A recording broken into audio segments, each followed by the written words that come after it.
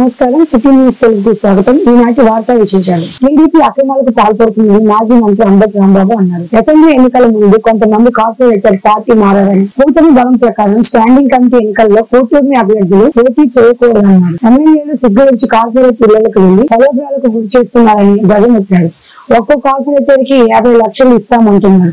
కార్పొరేట్లకు కొంటున్న విధానాన్ని ప్రజలు గమనించాలి. కూటమి ప్రభుత్వం అధికారం దుర్వినియోగానికి పాల్పడుతుందని అంబటి మండిపడ్డారు. ఎమ్మెల్సీ అభివృద్ధి మాజీ ఎంపీ మోదుగుల వేణుగోపాల్ మాట్లాడుతూ కార్పొరేషన్ స్టాండింగ్ కమిటీ ఎన్నికల్లో టీడీపీ నేతలు ప్రలోభాలకు పాల్పడుతున్నారని, లక్షల రూపాయలు కార్పొరేటర్లకు వెదజల్లుతున్నారు అన్నారు. టీడీపీ ఎమ్మెల్యేలు, మంత్రులు, నేతలు ప్రజాస్వామ్యానికి విఘాతం కలిగిస్తున్నారు.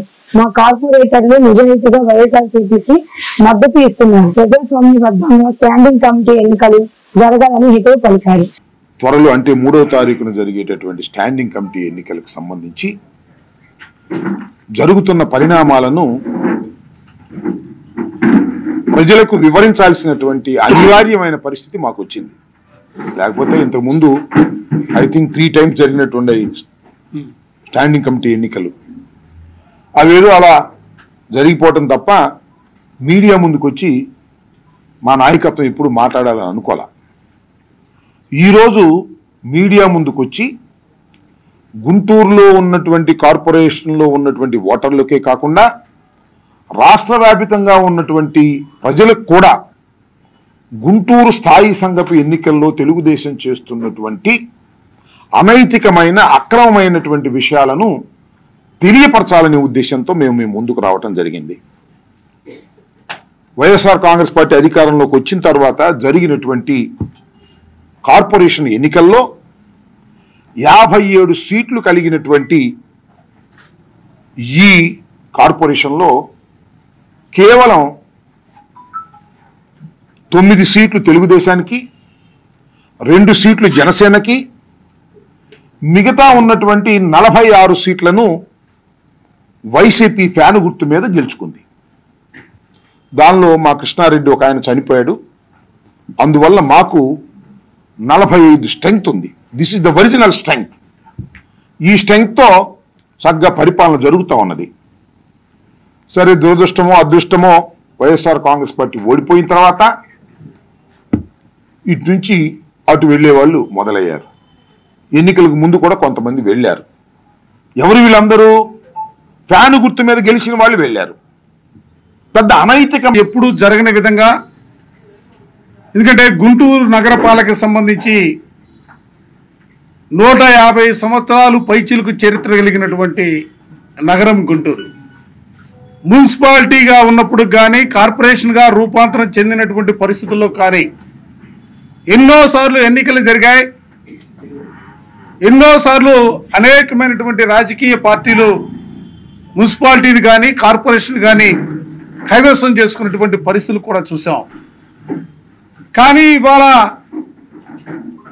గుంటూరు మున్సిపల్ కార్పొరేషన్లో స్టాండింగ్ కమిటీ ఎన్నికలకి సంబంధించి ఇవాళ అధికార పార్టీ తెలుగుదేశం పార్టీ కేవలం గెలవడానికి సంబంధించి గెలవాలనే దృక్పథంతో ప్రజాస్వామ్యాన్ని అపహాస్యం పాలు చేసే రీతిలో, ఎందుకంటే గుంటూరు నగరంలో ఎప్పుడు కూడా మున్సిపాలిటీగా ఉన్నప్పుడు కానీ కార్పొరేషన్గా ఉన్న స్టాండింగ్ కమిటీ ఎన్నికలు జరుగుతూ ఉంటే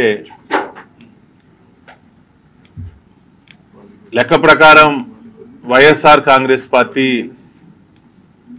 6 స్టాండింగ్ కమిటీ నెంబర్లు కూడా కైవసం చేసుకునేటువంటి పరిస్థితి ఉన్నది. కానీ ఇప్పుడు పరిస్థితి చూస్తూ ఉంటే అధికార పార్టీకి సంబంధించినటువంటి శాసనసభ్యులు,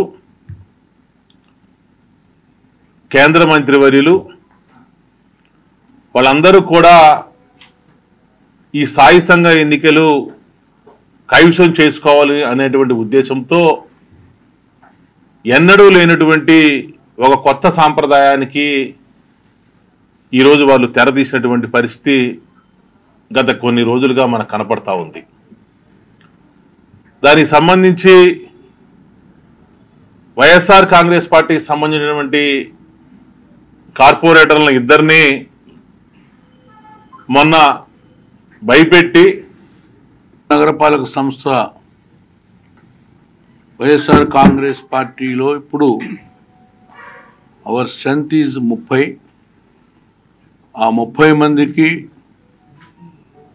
జిల్లా వైఎస్ఆర్ కాంగ్రెస్ పార్టీ తరఫున రాష్ట్ర కాంగ్రెస్ పార్టీ తరఫున మీ అందరికీ నేను అభినందన తెలియజేసుకుంటున్నాను. కష్టకాలంలో పార్టీకి అండగా ఉన్నందుకు మీకు ఈ పార్టీ ఎప్పుడు గుర్తుపెట్టుకుంటుంది అనేటువంటిది సంకేతం జగన్మోహన్ రెడ్డి గారి దగ్గర నుంచి మీకు అందుతూ ఉంది. దాంతోపాటు మాకు ఇంకా ముందున్నటువంటి 2 పరీక్షలు మాకున్నాయి మా నాయకత్వానికి. ఒకటి, మా దగ్గర నుంచి వెళ్ళినటువంటి 15 మందిని మళ్ళీ మేము వెనక్కి తీసుకురావటం. 2, జనసేన సంబంధించినటువంటి 2, తెలుగుదేశం సంబంధించిన 9 మందిలో కూడా మా వైపు ఎంతమంది తీసుకొస్తాం అనేది కూడా మా ముందు ఛాలెంజ్ ఉంది.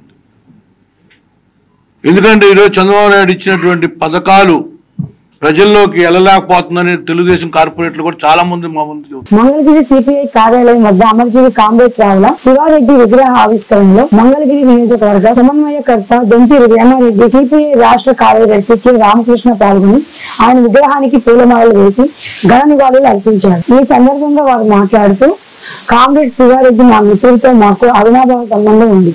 పార్టీ కోసం రాజీ పడిన యోధుడు అమర్చి కామ్రేడ్ రావుల శివారెడ్డి. నేను ఏ పార్టీలో ఉన్నా ఇప్పటికి కూడా మా భావాలు, ఆలోచన సరళి అంతా కూడా వామపక్ష భావాజాలతో నడుస్తుందన్నారు.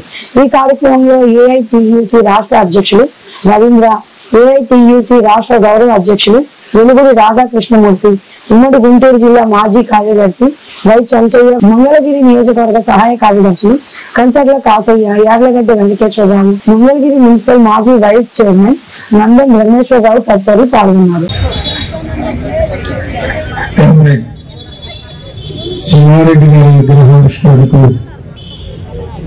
సర్వాధ్యక్షుడైన ఇప్పుడు తిరుపతి గారు, పెద్దలందరికీ కూడా నా హృదయపూర్వక నమస్కారం తెలియజేస్తున్నాను.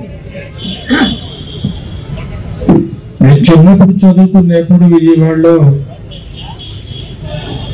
నా కాంగ్రెస్తో నాకు చాలా అవినాభావ సంబంధం ఉండేది. అంటే ఇప్పటికి కూడా ఆలోచన సరళి,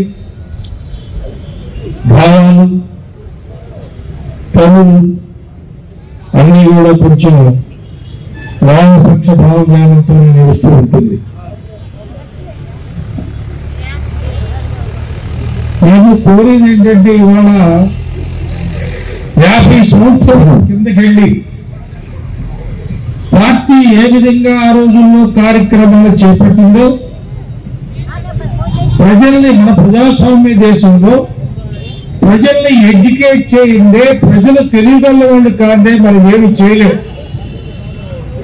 జిల్లా కామ్రేడ్స్, ప్రత్యేకించి మన మంగళగిరి నియోజకవర్గ కామ్రేడ్స్ ఎంతో ఉత్సాహంగా, ఎంతో ఆసక్తికరంగా విగ్రహావిష్కరణ కార్యక్రమాన్ని ఇక్కడ ఏర్పాటు చేసి మన కాంస విగ్రహాన్ని ఏర్పాటు చేసి అంటేనే 4 గంట తిరుగుతా అంటారు.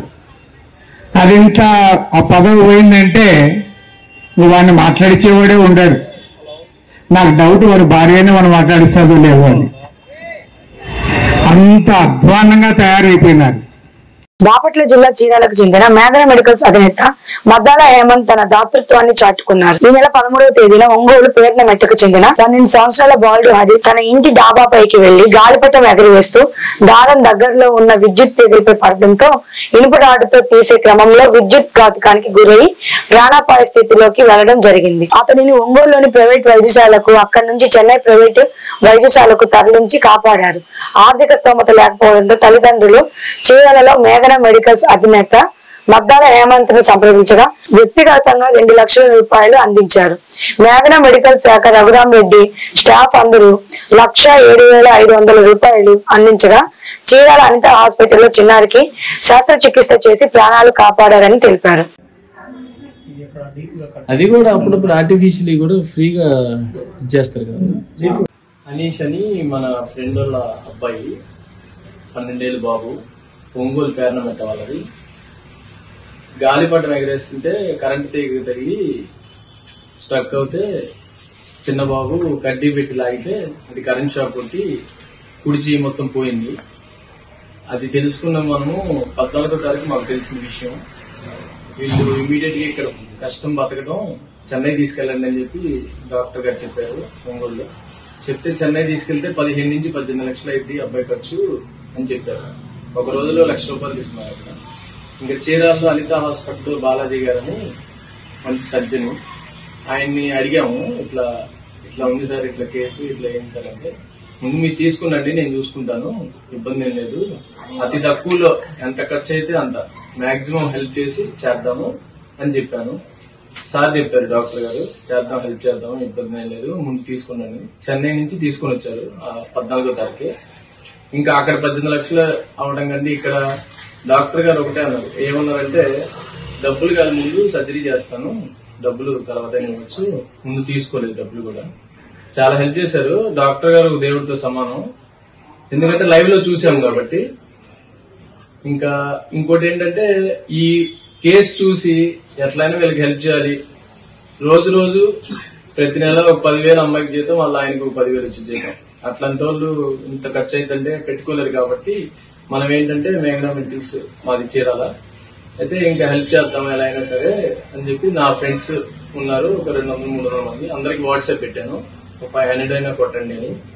ఈ ఫోటో పెట్టి బాబుది అడిగాను. అందరు కూడా మాక్సిమం ఒక 2 పొరపాటున బాబు ఆహ్లాదన పైకి వెళ్ళి గాలిపట దాని ఆనందంకి వెళ్తే జ్వరం కూడా సంగతి జరిగింది. ఈ సంగతి తెలుసుకున్న మన హేమంత్ కుమార్ మొదటి నుంచి మనకి కరోనా టైంలో కాదు ఎప్పటి నుంచి కూడా మనకి ప్రతి ఒక్కరికి ఏదైనా హెల్ప్ కావాలంటే ముందు ఉండి ప్రతి ఒక్కరికి సాయం అందిస్తూ ఉంటారు. అట్లానే ఇలాంటి పెద్ద సాయం కూడా ఈరోజు 2 లక్షల రూపాయలు హనీష్ వాళ్ళ బాబు కోసం చేశాను. నిజంగా హేమంత్కి సపోర్ట్ చేస్తున్న ఫ్రెండ్స్ స్నేహితులందరికీ తప్పకుండా ధన్యవాదాలు తెలియజేస్తున్నాను. అట్లానే ప్రతి ఒక్కరు కూడా చిన్న చిన్న సాయం కోసం మీరు కూడా ముందు సాయం చేసి ఇట్లా ముందుకు వస్తారని ఆశిస్తూ ఉన్నాను. అమృతలూరు మండలంలో పనిచేసే అధికారులలో ఉన్నతాధికారులు 4గురిని ఉత్తమ అధికారులుగా ఎంపిక చేసి వారిని ఆదరించి గౌరవించి ఆనందదాయకమని ఎంపీపీ రాపర్ల నరేంద్ర కుమార్ పేర్కొన్నారు. అమృతలూరు మండలం పరిషత్ కార్యాలయంలో సమావేశపు హాల్లో మాజీ ఎంపీపీ మైనేని రత్నప్రసాద్ మిత్ర బృందం ఆధ్వర్యంలో ఎంపీపీ రాపర్ల నరేంద్ర కుమార్ అధ్యక్షతన ఉత్తమ అధికారులుగా ఎన్నికైన వారికి సన్మాన కార్యక్రమం ఘనంగా జరిగింది. ఈ సందర్భంగా సన్మాన గ్రహీతలకు పుష్పగుచ్చాలు అందించి దుశ్శాలువాలతో పూలమాలలు వేసి ఘనంగా సత్కరించారు.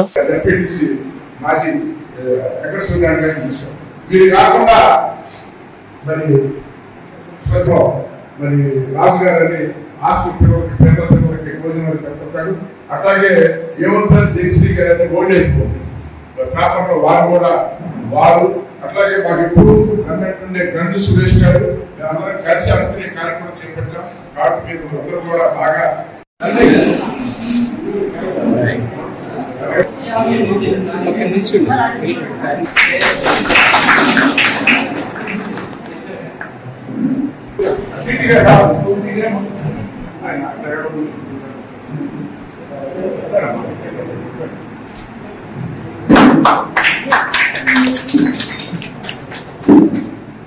ఎంఆర్ వారికి చేసేయండి.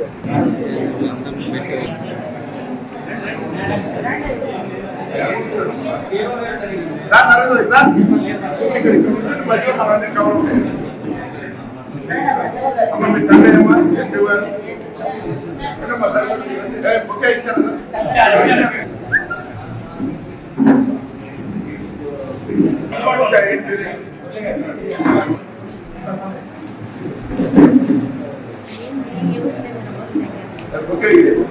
బుక్ ఇచ్చారు.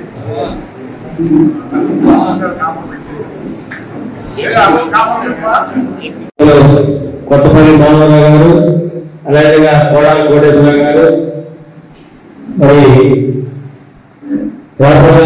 గారి మరి మాజీ జడ్పీటీసీ రాపర్ల వెంకటేశ్వర గారు, మండలంకు సంబంధించి ఉత్తమ అవార్డులు అందుకున్నటువంటి మన తహసీల్దార్ గారికి, డిటి గారికి, అదేవిధంగా ఏఓ గారికి, ఏపీఓ గారికి, మరి రత్నప్రసాద్ మాజీ ఎంపీపీ మైనే రత్నప్రసాద్ గారి మిత్ర బృందం ఆధ్వర్యంలో సన్మానం తలపెట్టినారు. ఎందుకంటే వీళ్ళకు ఉత్తమ సేవలు అందించినందుకు గాను కలెక్టర్ గారి చేతుల మీదుగా నిన్న అవార్డు అందుకోవడం జరిగింది. మరి విభాగాలకు సంబంధించి ఎందుకంటే వాళ్ళు చేసిన కృషికి అనంతపురం మండలం తరపు నుంచి మరి రావటువంటి జిల్లాలో చాలా మంచి బాగా సేవ చేయబట్టి ఈరోజు గుర్తింపు వచ్చింది కాబట్టి వారికి సన్మానం చేయదలుచుకున్నాం. వారి మిత్రబృందం ఈరోజు సన్మానం చేయడం జరిగింది. మరి ఈ కార్యక్రమాన్ని ఉద్దేశించి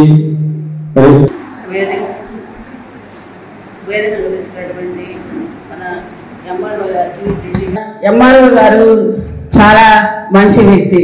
ఎప్పుడైనా ఫోన్ చేసినప్పుడు అమ్మ మేడం గారు చెప్పండి అని అంటారనమాట. ధన్యవాదాలు తెలుపుకుంటూ సెలవు తీసుకున్నాం. మరి ఎంతో ఘనంగా మర్యాదగా జరుగుతున్న శుభ సందర్భంలో నేను ఒక చిన్న విషయాన్ని చెప్పి Saint Ann's college of engineering and technology చీరాలలో సిఎస్ఈ విభాగంలో 2వ మరియు 3వ సంవత్సర విద్యార్థులకు 5 రోజులు ఏకదాన్ NAI ఫుల్ స్టాక్ ను ప్రారంభించినట్లు కళాశాల సెక్రటరీ వనమ రామకృష్ణరావు మరియు కరెస్పాండెంట్ ఎస్ లక్ష్మణ్ రావు సంయుక్తంగా తెలిపారు. ఈ వర్క్ షాప్ లో పాల్గొన్న విద్యార్థులకు ఆర్టిఫిషియల్ ఇంటెలిజెన్స్ తో మమేకం అనడానికి అవకాశం కలుగుతుందని తెలిపారు. మేక్ స్కిల్లెడ్ నుండి మధు మరియు వారి బృందం ఆధ్వర్యంలో AI ఫుల్ స్టాక్ విద్యార్థులకు అవగాహన కల్పించి 5 రోజులు ఏకదాన్ని నిర్వహిస్తామని తెలియజేశారు. వెంపుచర్ల మండలం కొత్తపల్లి గ్రామంలో గుర్తు తెలియని వ్యక్తి మృతదేహాన్ని స్థానికులు కనుగొన్నారు. దీంతో పోలీసులకు సమాచారం ఇచ్చారు. నర్సరావుపేట రూరల్ శ్రీ రామకృష్ణ, SI మణికృష్ణ, అశోక్ సంఘటనా స్థలాన్ని పరిశీలించారు. క్రూజ్ టీం వచ్చి పరిశీలిస్తున్నారు. అనుమానాస్పద మృతిగా పోలీసులు భావిస్తున్నారు. చుట్టుపక్కల గ్రామాల ప్రజలు అక్కడికి భారీ సంఖ్యలో చేరుకున్నారు.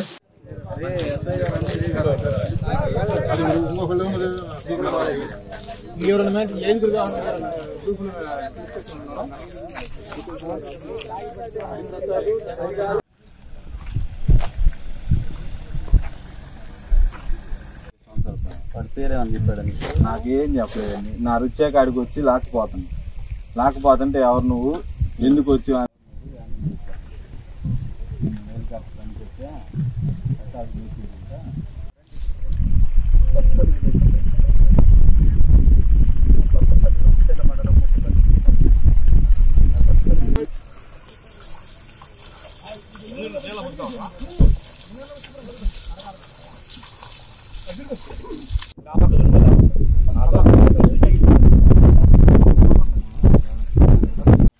ఏం చెప్పేది చేసపోయాను కొట్టారు వాడే అన్నాడు పలానా మనోజ్ కాదు మరి ఎవడు